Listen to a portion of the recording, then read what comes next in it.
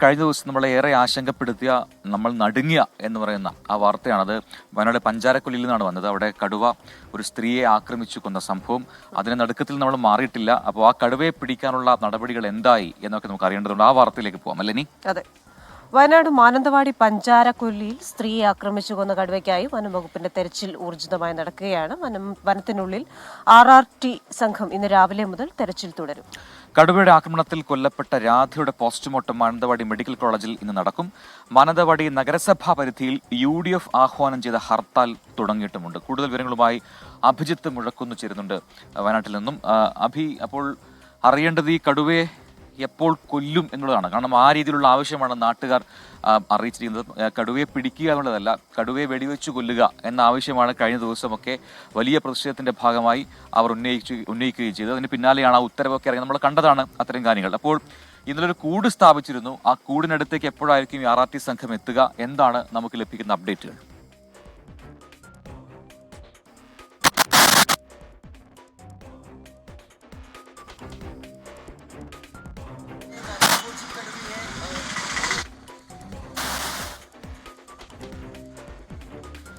അഭിജിത്തിലേക്ക് വളരെ പെട്ടെന്ന് തന്നെ എത്താം. എന്തായാലും നമ്മൾ നടുങ്ങിയ വാർത്തയാണ്, അതിലെ അപ്ഡേഷനാണ് പ്രതീക്ഷിക്കുന്നത്.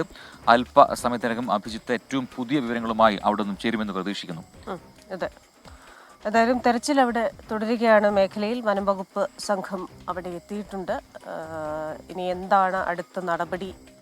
വെടിവെച്ച് കൊല്ലാനുള്ള ഒരു ഉത്തരവ് വന്നിട്ടുണ്ട്. അതെ, ഈ ആക്രമണം നടന്ന പ്രദേശത്തിന് തൊട്ടടുത്താണ് ഒരു വലിയ കൂട് സ്ഥാപിച്ചത്. അതിന് മുകളിൽ ഓലയൊക്കെ വെച്ച് കടുവയ്ക്കായിട്ടുള്ള കൂട് അവിടെ സ്ഥാപിച്ചിരുന്നു. അതിൽ കടുവ വീണിട്ടുണ്ടോ എന്നുള്ള കാര്യങ്ങളൊക്കെ പരിശോധിക്കേണ്ടതുണ്ട്. അഭി തയ്യാറായി നിൽക്കുന്നുണ്ടെന്ന് തോന്നുന്നു അല്ലേ? അഭി, ഗുഡ് മോർണിംഗ്. അപ്പോൾ അറിയേണ്ടത് ഈ കടുവ ഈ കൂട്ടിൽ ഇന്നലെ സ്ഥാപിച്ച കൂട്ടിൽ വീണിട്ടുണ്ടോ എന്നുള്ളതാണ്. അത് അറിയാൻ RRT സംഘം അവിടത്തേക്ക് എത്തണം. അവരെപ്പോഴായിരിക്കും എത്തുക? ഒപ്പം കടുവയെ കൃത്യമായി ലൊക്കേറ്റ് ചെയ്യാനുള്ള മറ്റു പരിപാടികൾ, സംവിധാനങ്ങൾ എന്തൊക്കെയാണ്?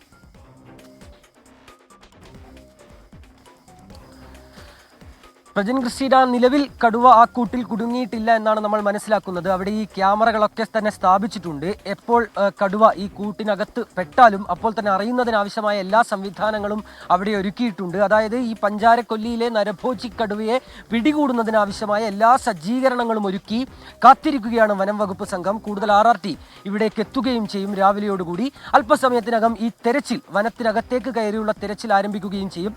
ഇന്നലെ തന്നെ ഈ തെർമൽ ഡ്രോൺ ഉപയോഗിച്ചുള്ള പരിശോധന ആരംഭിച്ചിട്ടുണ്ട്. അത് ഇന്നും തുടരുകയും ചെയ്യും. നേരത്തെ സൂചിപ്പിച്ചതുപോലെ തന്നെ ക്യാമറ ട്രാപ്പുകളും അവിടെ സ്ഥാപിച്ചിട്ടുണ്ട്. കൂടുതൽ വിദഗ്ധരായ ഇത്തരം ദൗത്യ സംഘങ്ങളുടെ ഭാഗമായവർ ഇന്ന് ഇവിടേക്ക് എത്തുന്നുണ്ട്. അതായത് ഡോക്ടർ അരുൺ സക്കറിയെ പോലെയുള്ളവർ ഈ പ്രദേശത്തേക്ക്, ഈ മേഖലയിലേക്ക് ഇതെത്തും. ഇതിനെയൊക്കെ കോർഡിനേറ്റ് ചെയ്യുകയും ചെയ്യും. നിലവിൽ നോർത്ത് DFOയ്ക്കാണ് ഇതിൻ്റെ ചുമതല, ഈ ദൗത്യ സംഘത്തിൻ്റെ ചുമതലയും ഏർപ്പെടുത്തിയിട്ടുള്ളത്.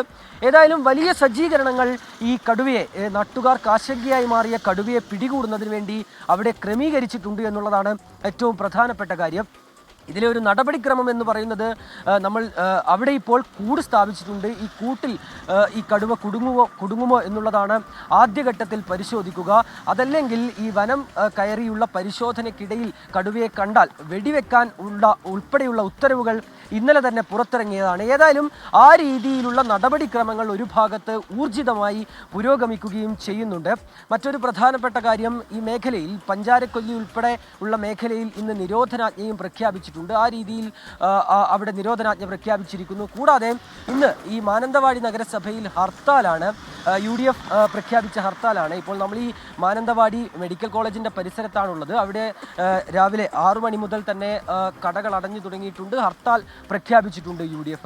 കൂടാതെ ഈ കൊല്ലപ്പെട്ട രാധയുടെ കുടുംബത്തിനുള്ള നഷ്ടപരിഹാരം 11 ലക്ഷം രൂപയാണ് പ്രഖ്യാപിച്ചത്. അതിൽ 5 ലക്ഷം രൂപ ഇന്നലെ തന്നെ മന്ത്രി നേരിട്ടെത്തി കൈമാറുകയും ചെയ്തു.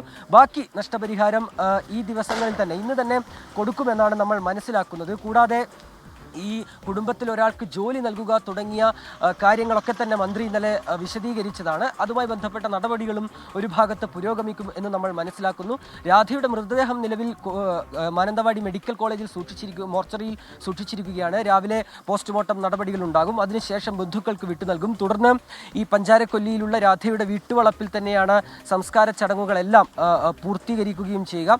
ഏതായാലും ഈ നാട്ടുകാരുടെ ആശങ്ക ഇപ്പോഴും ഒഴിഞ്ഞിട്ടില്ല എന്നുള്ളത് തന്നെയാണ് യാഥാർത്ഥ്യം. തീർച്ചയായും ഈ നരഭോജി കടുവയെ പിടികൂടേണ്ടതുണ്ട്. അതിനെ പിടികൂടി വെടിവെച്ച് കൊല്ലുന്നതുവരെ തങ്ങളുടെ ആവശ്യവുമായി മുന്നോട്ട് പോകുമെന്ന് നാട്ടുകാർ. അതിനിടയിൽ ഈ കടുവയെ മറ്റൊരിടത്ത് കണ്ടതായിട്ടുള്ള ചില വാർത്തകൾ നാട്ടുകാർ തന്നെ പങ്കുവച്ചിരുന്നല്ലോ, മറ്റൊരിടത്ത് കണ്ടു എന്ന് പറയുന്നു. അപ്പൊ അതിനെക്കുറിച്ചൊക്കെ അന്വേഷിക്കുന്നുണ്ടോ? അത് ഈ പറയുന്ന പഞ്ചാരക്കൊല്ലിയിൽ നിന്നും എത്രമാത്രം അകലെയാണ്?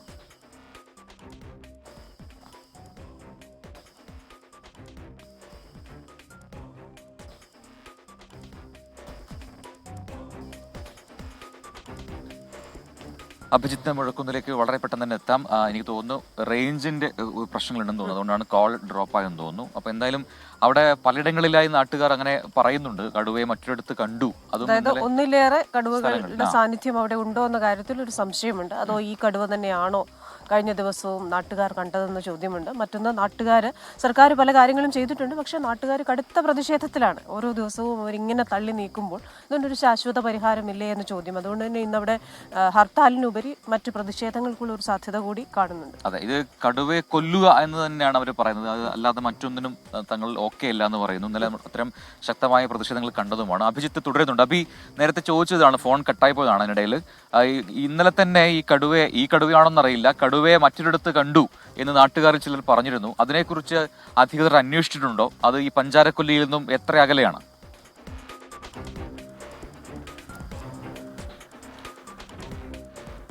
തീർച്ചയായും പ്രജിൻ, ഈ പ്രദേശത്ത് തന്നെ വീണ്ടും ദേശീയപാതയുടെ വയനാട് വൈത്തിരിയിലാണ് ഈ കടുവയുടെ സാന്നിധ്യം അനുഭവപ്പെട്ടതായി നാട്ടുകാർ ഇന്നലെ രാത്രി തന്നെ അവകാശപ്പെട്ടത്.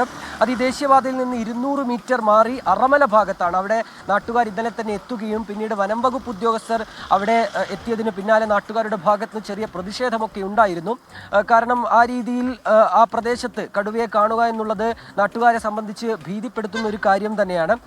ആ ഭാഗത്തുകൂടി ബൈക്കിൽ സഞ്ചരിക്കുകയായിരുന്ന ചിലരാണ് ഈ കടുവയെ കണ്ടതായി പറയുന്നത്. അത് ഏറെ അകലെയല്ല, രണ്ടും അല്പം അടുത്തടുത്ത പ്രദേശങ്ങൾ തന്നെയാണ്. അതിനാൽ തന്നെ ആ ഒരു ആശങ്ക നാട്ടുകാർക്ക്, ആ പ്രദേശത്തുള്ളവർക്കുമുണ്ട്. പിന്നീട് വനം വകുപ്പ് ഉദ്യോഗസ്ഥരൊക്കെ അവിടെ എത്തിയാണ് ഇക്കാര്യങ്ങൾ നാട്ടുകാരുമായി സംസാരിച്ചതും പിന്നീട് നാട്ടുകാർ തങ്ങളുടെ പ്രതിഷേധം അവസാനിപ്പിക്കുകയും ചെയ്തത്. ഏതായാലും വയനാട്ടിലുള്ളവരെ സംബന്ധിച്ച് ആ ഒരു ഭീതി, അവരുടെ ആശങ്ക അത് അനുദിനം അവർക്ക് വർദ്ധിക്കുന്നു എന്നുള്ളത് തന്നെയാണ്.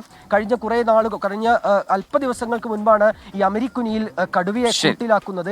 അതിന് ദിവസങ്ങൾ ഏതാണ്ട് ഒരാഴ്ചയോളം ദിവസം ഈ ആടുകളെ കടുവ പിടിച്ചു നിന്നുന്ന ഒരു സാഹചര്യമുണ്ടായി. പിന്നീട് കൂട് സ്ഥാപിച്ച് അമരിക്കുനിയിൽ കടുവ കൂട്ടിലാകുന്നു. പിന്നീട് ദിവസങ്ങൾക്ക് മാത്രം ഇപ്പുറം ഒരു സ്ത്രീക്ക് തന്റെ ജീവൻ തന്നെ ഈ കടുവയുടെ ആക്രമണത്തിൽ നഷ്ടമാകുന്നു. അങ്ങനെ ഈ വന്യമൃഗശല്യത്തിന്റെ വലിയ ദുരിതക്കയത്തിലാണ് വയനാട്ടിലെ ജനത. അതുമായി ബന്ധപ്പെട്ട പ്രതിഷേധങ്ങളൊക്കെ തന്നെയാണ് ഇന്നലെ അരങ്ങേറിയത്.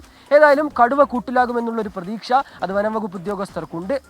അതുമായി ബന്ധപ്പെട്ട എല്ലാ നടപടിക്രമങ്ങളും പൂർത്തിയാക്കി കാത്തിരിക്കുകയാണ് അവർ. ശരി, അഭിജിത്ത് മുഴക്കുന്നാണ് വിശദാംശങ്ങളുമായി ചേർന്നത്.